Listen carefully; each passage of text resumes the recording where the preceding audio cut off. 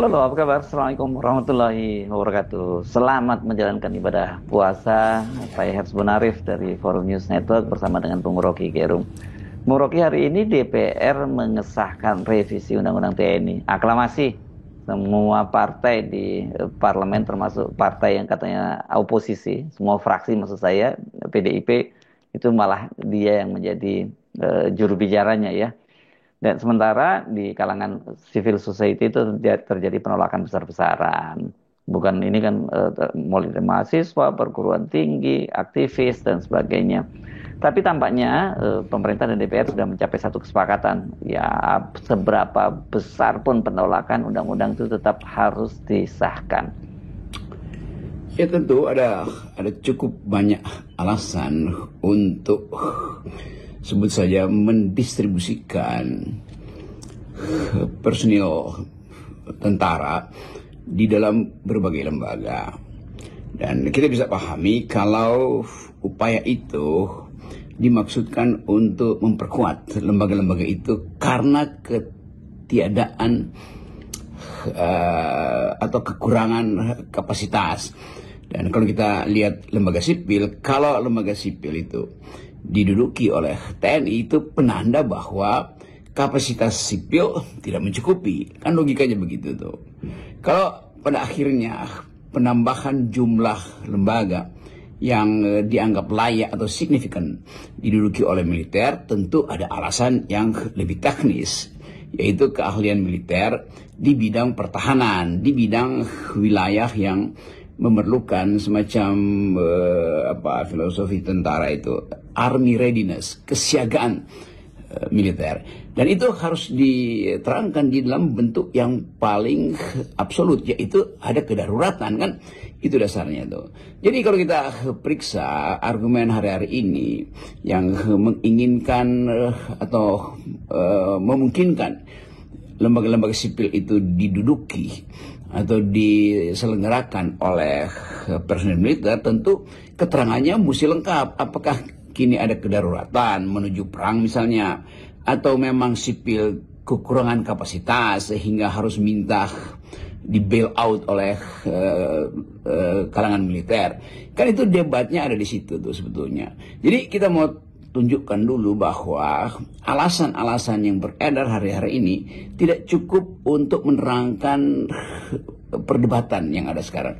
Tentu kalangan masyarakat sipil, LSM, mahasiswa, universitas, para peneliti datang dengan poin yang final bahwa negeri ini sudah mengucapkan janji untuk tidak melibatkan tentara di dalam wilayah politik, di dalam wilayah pengambilan keputusan yang sifatnya tidak dalam keadaan kegentingan perang. Kan itu dasar dari demokrasi. Jadi sekali lagi kita coba pahami bahwa bukan sekedar perselisihan, friksi mulai terlihat, yaitu bagaimana argumen TNI diajukan supaya reasonable. Yang kedua, bagaimana supaya argumen masyarakat sipil diterima sebagai argumen historis, yaitu sejak reformasi prinsip-prinsip bernegara itu didasarkan pada the supremacy of civilian value. Jadi yang supreme itu bukan orang sipil, tapi nilai sipilnya itu. Saya ulang lagi, the supremacy of civilian value.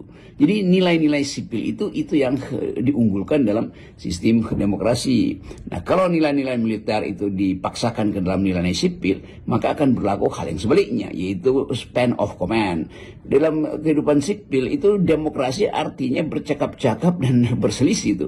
Sementara nilai di dalam militer tidak boleh ada perselisihan karena mesti efektif. Komando adalah komando itu. Jadi saya kira itu awal kenapa kita mesti bahas masalah ini secara fundamental artinya secara filosofis. Tentu saja bagi pemerintah dan TNI penolakan besar-besaran itu sangat mengejutkan, Bung Rocky. Itu terlihat dari respon dan cara mereka menghadapi aksi unjuk rasa itu dengan mengerahkan personel TNI dan Polri secara besar-besaran dan terkesan show of force. Ini bahkan banyak melihatnya intimidatif. Gitu.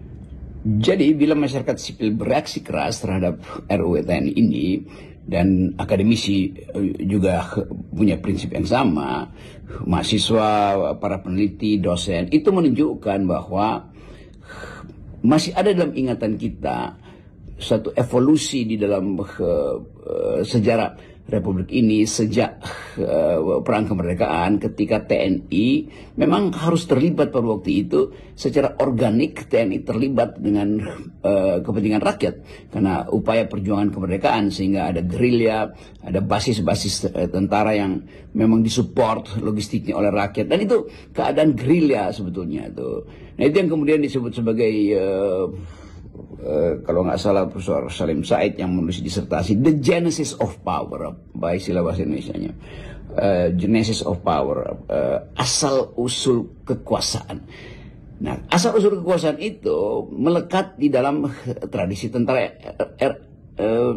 dan TNI yang tidak sekedar profesional, artinya tidak harus di dalam postur untuk memperkuat angkatan bersenjata supaya bisa melawan musuh luar, tetapi juga ada semacam sense of genealogi sejarah bahwa kami dari awal terlibat untuk menjaga negeri ini, maka kami harus ada di depan. Itu sebetulnya sudah dibatalkan di reformasi ketika sistem demokrasi kita mengatakan tentara seharusnya, bukan sekedar sebaiknya, seharusnya kembali ke barak atau back to basic gitu. Nah, ini yang jadi ujian pertama ketika bahkan dalam pemerintahan Gus Dur kita tahu debat tentang fungsi militer itu. Akhirnya kita masuk dalam satu keutuhan berpikir bahwa kita masuk di dalam sejarah baru, yaitu reformasi yang di dalamnya adalah demokrasi itu. Maka beberapa perwira yang memahami batas aktivitas TNI itu melakukan reformasi yang kemudian kita terima bahwa reformasi TNI ada Pak SBY, ada Pak Agus Wijaya, Agus Wirahadikusuma, dan beberapa perwira yang kita sebut pada waktu itu di awal reformasi sebagai perwira-perwira reformis. Jadi kalau kita ingat pada sejarah bahwa tentara menghendaki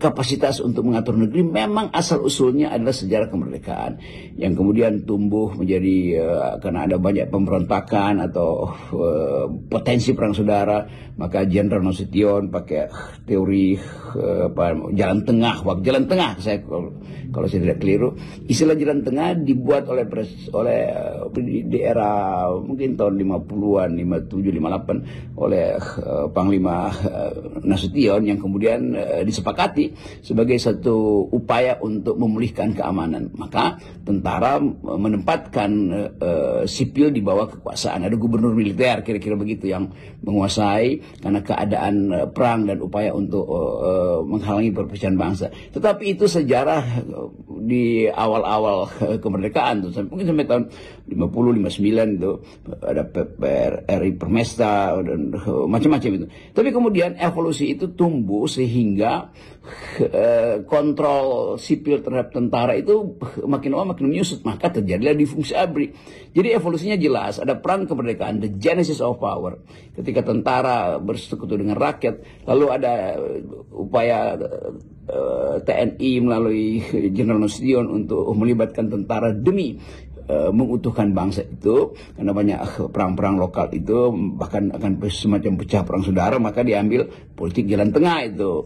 Lalu berevolusi lagi menjadi difungsi ABRI ketika Pak Harto itu mengendalikan sepenuhnya militer untuk menjamin stabilitas politik. Jadi sejarah ini yang mesti kita pahami, bahwa difungsi itu asal usulnya bahkan dari zaman Bung Karno itu, tetapi alasannya macam-macam. Nah, kalau sekarang orang mengingat bahwa akan ada kembali ke era difungsi, ya tentu mungkin kalangan TNI menganggap ya nggak mungkin ke situ. Iya, tetapi poin yang baru sekarang dipahami oleh masyarakat sipil bahwa ini negara demokrasi, maka kekuasaan penentuan kebijakan itu ada di wilayah sipil tadi, wilayah nilai-nilai sipil, saya ulangi.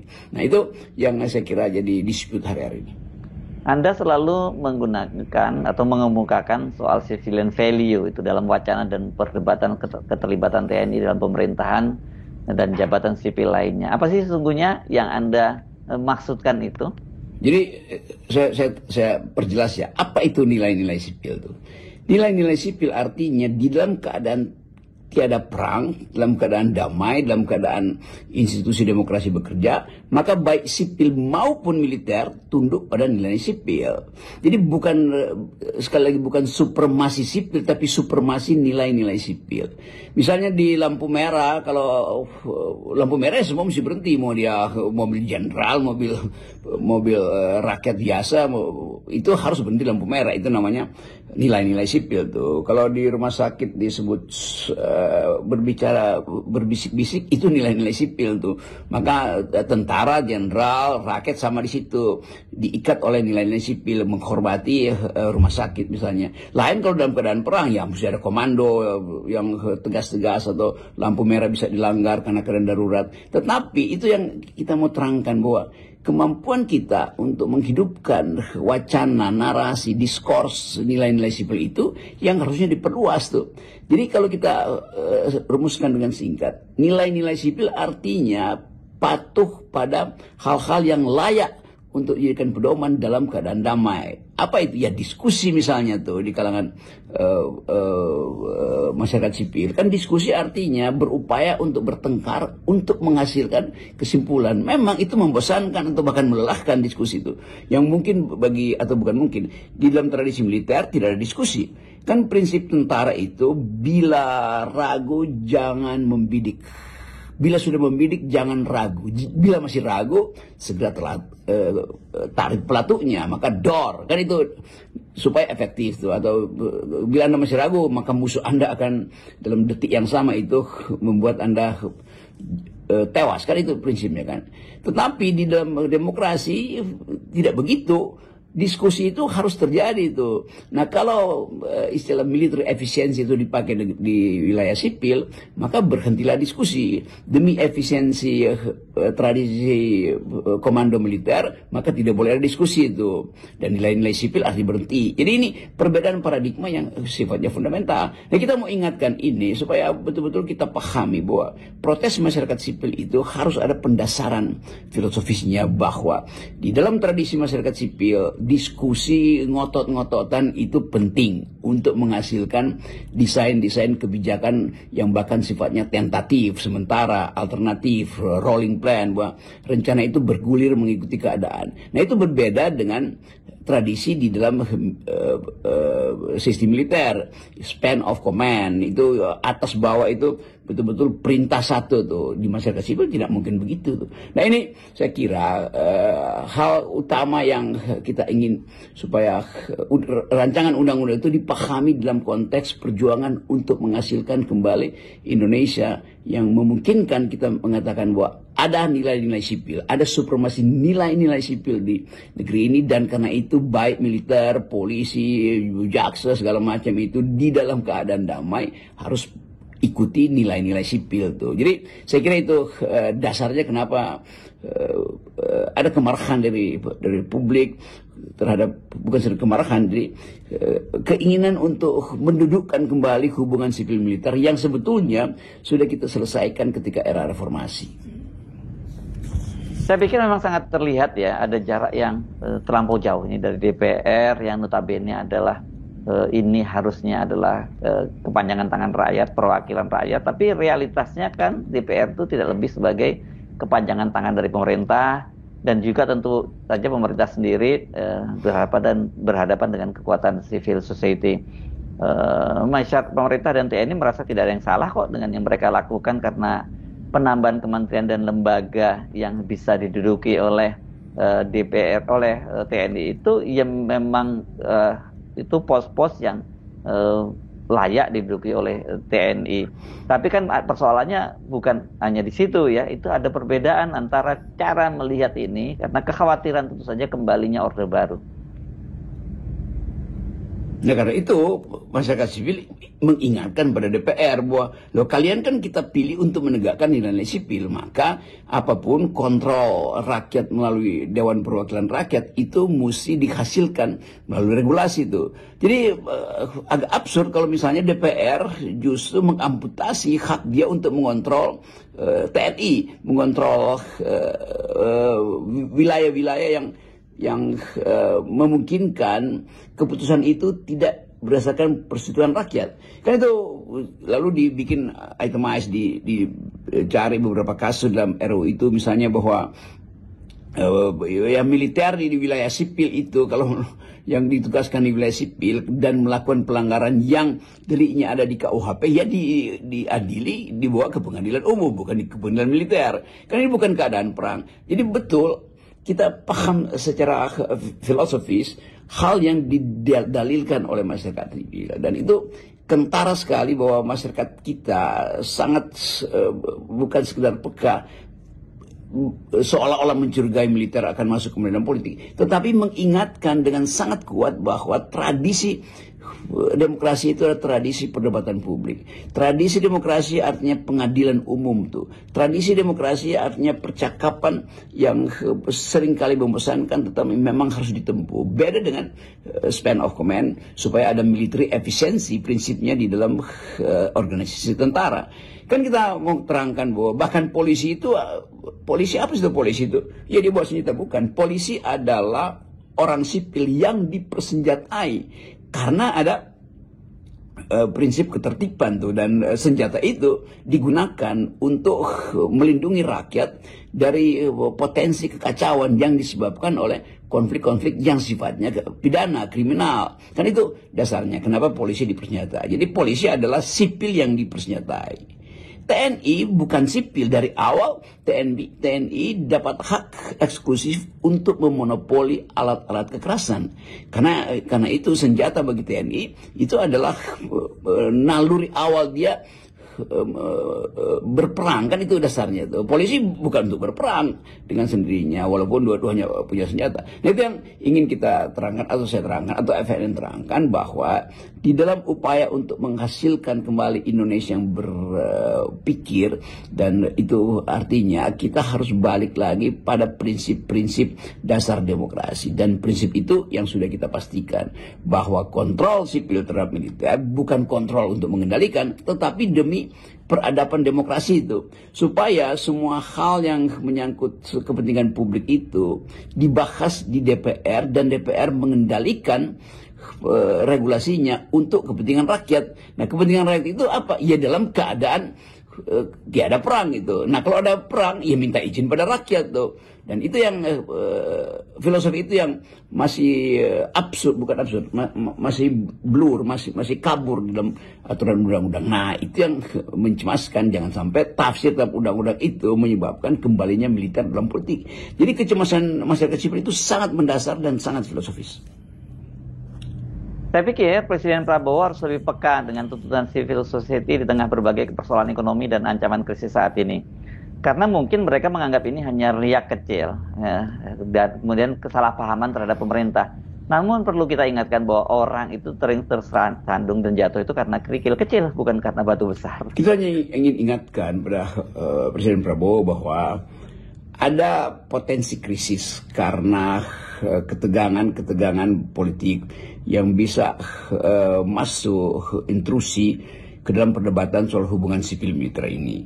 Dalam kondisi ekonomi yang memburuk, crossfire antara kesulitan ekonomi dan kritik publik itu harus betul-betul dipahami sebagai upaya untuk membentuk kembali negeri ini. Jadi saya kira Presiden Prabowo memerlukan semacam jedah untuk meneduhkan, bukan sekedar meneduhkan, tapi mendudukkan kembali masalah hubungan sipil militer ini. Dan itu yang paling bijak untuk membuka semacam forum supaya ada fondasi argumen yang kuat, entah dari pihak TNI, dari pihak masyarakat sipil, dan dari pihak partai politik yang representasinya ada di DPR.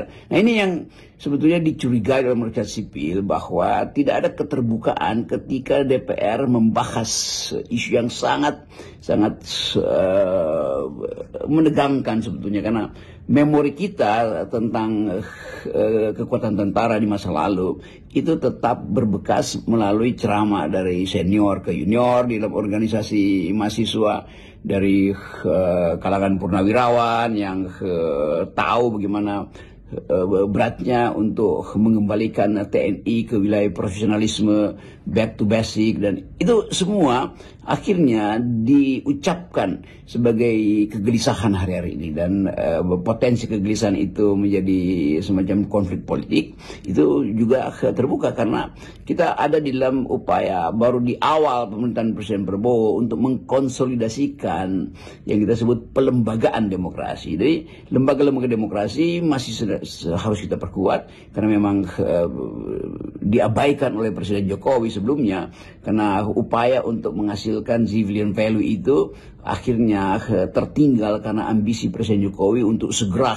memperlihatkan kepemimpinan beliau itu di bidang infrastruktur. Maka semua ide tentang demokrasi tidak dibicarakan, tidak pernah dibicarakan oleh Presiden Jokowi. Nah sekarang kita dapat impactnya itu, atau negatif impactnya, bahwa akhirnya kita tidak punya kapasitas untuk berdebat karena lembaga-lembaga demokrasi ini tidak diasuh dengan baik oleh Presiden Jokowi sebelumnya. Nah, Presiden Prabowo ada di dalam kesulitan itu tuh. Beliau menghadapi kesulitan ekonomi, beliau menghadapi upaya untuk menstabilkan politik karena masih ada perselisihan antara blok yang menginginkan Presiden Prabowo lepas dari kendali atau remote dari Presiden Jokowi, dan itu menimbulkan semacam persepsi baru bahwa kita memang harus mengulangi reformasi di dua. Nah kira-kira itu yang beredar sekarang kan. Tetapi sekali lagi harus ada semacam